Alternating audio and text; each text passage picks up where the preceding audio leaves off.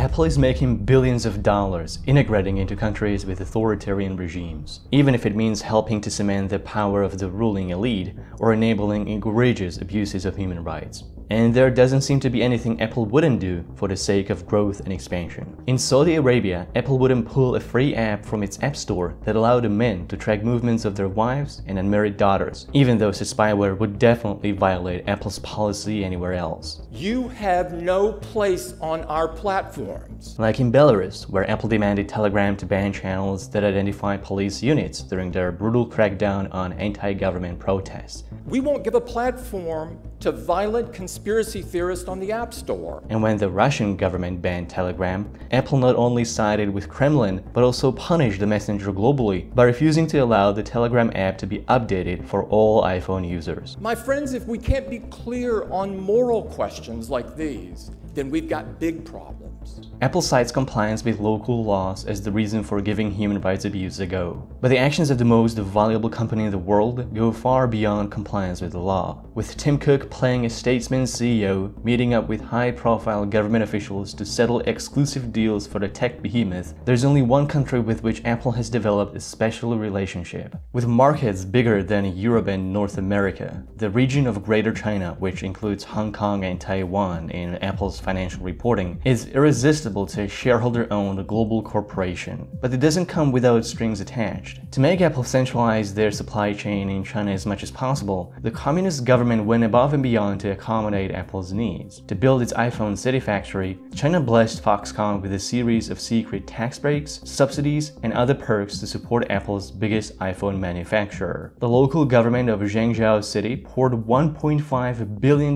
into the project, more than Apple's $1 billion contribution. But the city's investment wasn't just about building the factory. It also included employee housing, paving roads, and building power plants. The government also helped Foxconn cover energy and transportation costs, recruit workers for the assembly line, and pay bonuses to the factory for meeting export targets. None of these subsidies are disclosed by the government or Foxconn, and they aren't available in public records. Apple denies they were a party to the Foxconn's negotiations, but what can be denied is that all of this was done almost exclusively for Apple. When the factory first opened, Apple was the only customer. During the first 2 years of the exclusive deal, Foxconn received $56 million in government subsidies. To this date, Foxconn is Apple's largest supplier, and Apple is Foxconn's largest customer. To lure Apple into China, the government went by an old saying, "If you build the nest, the birds will come." And they did. Almost every iPhone, Mac, and iPad is now assembled in China.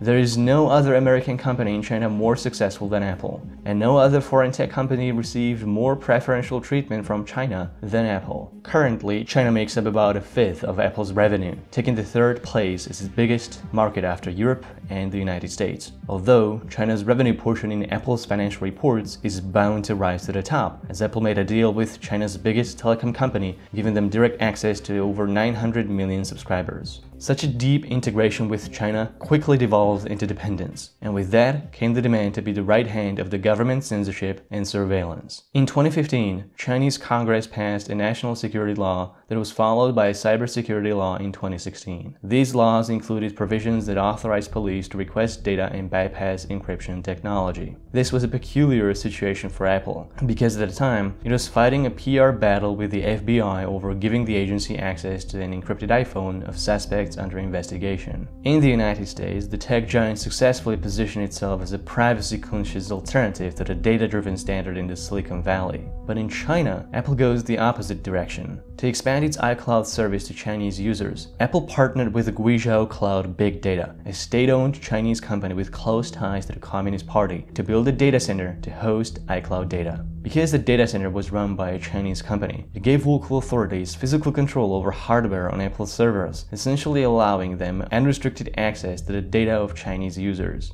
Apple initially wouldn't locate the encryption keys in China, but once the cybersecurity law went into effect in June 2017, Apple handed over iCloud encryption keys to GCBD. Normally, this would violate the US law, which prohibits American companies from giving up data to Chinese authorities. But partnering with GCBD wasn't just for Apple's convenience. It also transferred full legal ownership of Apple's customers' data to GCBD, which gave Apple free pass to hand over iCloud data to the Chinese government. iCloud's terms of service were later later amended to include a clause that Apple and GCBD will have access to all data that users store on the service and can share the data between each other. Such a high level of willful compliance might seem surprising to a Western audience. In the United States, Apple has waged a successful marketing campaign against its big tech competitors for complying with surveillance demands. But beyond its PR talking points, Apple is much more willing to comply than it admits in the media. In China, every encryption technology Apple uses is pre-approved by the government. This meant that when Apple was handing over iCloud encryption keys, the company went out of its way to build new hardware security modules specifically for China, instead of using the original modules made by Thales, a French company. Apple could have prevented this if they opted for end-to-end encryption, but the company wouldn't hold private keys that could decrypt users' personal data. Apple had planned to make end-to-end encryption available for device backups, but it later dropped the plans not due to Chinese demands, but the FBI complaints. In private discussions, FBI agents argued with Apple that end-to-end encrypted iCloud backups would deny them access to the most effective means for gaining evidence against iPhone users. Apple's poor encryption design makes the FBI job that much easier, as data can be searched in secret without direct access to users' devices. This secretive reversal on encryption makes Apple stand in a negative spotlight, as at the same time, Google also worked on building end-to-end encryption for Android backups, except the search giant didn't hold any private meetings with federal agents. Google rolled out the encrypted service quietly without marketing fanfares, under an open-source license and with a publicized security audit. Unlike iCloud, where Apple holds users' private keys, these Android backups are encrypted with a device lock screen password, barring Google's access to the data. Google still doesn't have a substantial presence in China.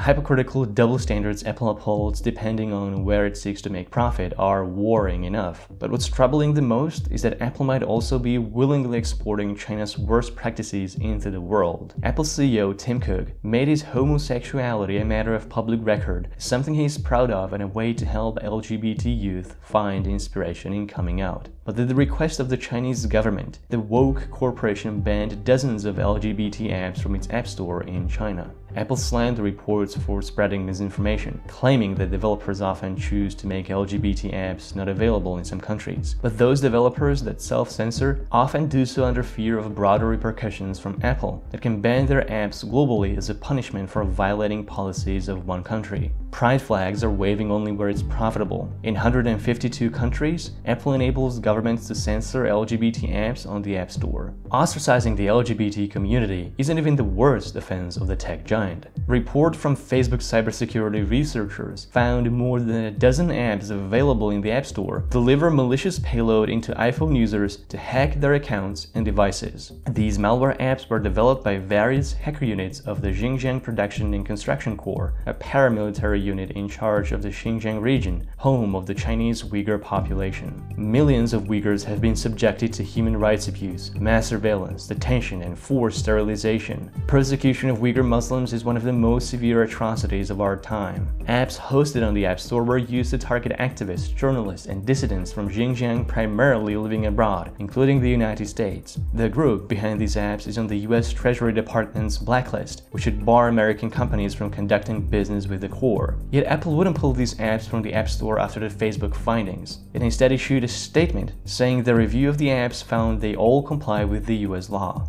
Take a moment to realize how much of a breach of trust this is. You cannot trust that apps you download from the App Store are safe, because any of them could be infected with malware from Chinese state-sponsored hacker groups that Apple wouldn't remove because they don't want to jeopardize their business relationships with China. It's frightening how willingly Apple is acting as a censorship arm on behalf of governments. Their catering to the Chinese government has severe geopolitical implications. At the request of the Communist Party, Apple banned the Taiwanese flag emoji and making iPhones crash when typing the word Taiwan. Apple also embedded the government blacklist with critics of the ruling party into their ecosystem, flagging any apps that mentions their names. In 2012, Apple removed the New York Times apps from the App Store following their investigation of corruption scandals of some Communist Party members. Apple admits it removed over 1,200 apps at the government's request, marking a 91% compliance rate. However, investigation of Chinese app data found that Apple removed at least 55,000 apps, including 35,000 games, 600 news apps, and private messengers. In the Hong Kong pro-democracy protests, Apple sided with the Chinese government and cracked down on apps that help protesters avoid police brutality and navigate to safety during demonstrations. Chinese ruthless clampdown on Hong Kong is a tragic loss for democracy in Asia, and Apple aided its demise by removing official news apps, including Quartz, that covered the protests. Quartz was also covering virtual private networks, ubiquitous technology that could let Chinese citizens bypass government censorship behind the Great Firewall. Apple removed all VPN apps from the App Store that didn't comply with the government demands, which also included ExpressVPN, which filed an amicus brief in support of Apple during their court battle with the FBI. In their most recent developer conference, Apple touted its new private relay feature, which mimics VPN technology by routing users' internet traffic through Apple's servers. Of course, this paid feature will not be available in China and several other authoritarian countries. While this private relay could be useful to evade government firewalls, it wouldn't protect user privacy as Apple routes the traffic to their own and their partner servers, essentially centralizing users' data flow within a single ecosystem. Nobody should pay for the service if they expect to get privacy in return. But those that would need to bypass government censorship won't even have access to this feature. Apple isn't going to give up on China anytime soon. If anything, their integration with the Chinese political establishment will deepen. Tim Cook is showing masterful skills in making the public and the media in whatever country to admire his leadership at Apple. In the United States, privacy is a human right. At Apple, we believe privacy is a fundamental human right. Fundamental human right. Human right. In China, atrocities enabling surveillance is just compliance with the law. In the Western world, hate is not allowed on Apple's platform. You have no place on our platforms. But in China, there is no place for minority rights. As investors and customers of the biggest foreign tech company in China, Apple shareholders and users are directly funding China's authoritarian expansion and imperial ambitions. Apple is not unique, but is the biggest offender by far. It would be a poor excuse to justify paying premiums for products that fund one of the most successful authoritarian regimes in history.